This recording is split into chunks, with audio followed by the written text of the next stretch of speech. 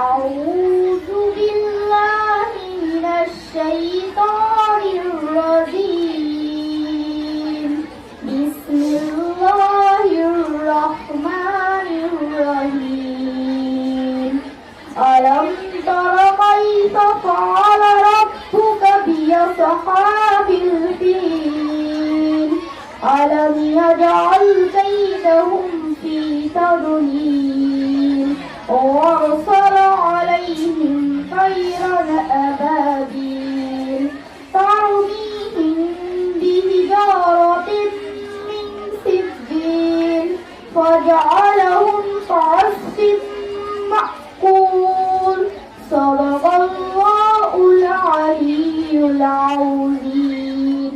সূরা ফিলের অর্থ, আপনি কি দেখেননি আপনার পালনকর্তা হুসদি বাহিনীর সাথে কিরূপ ব্যবহার করেছেন?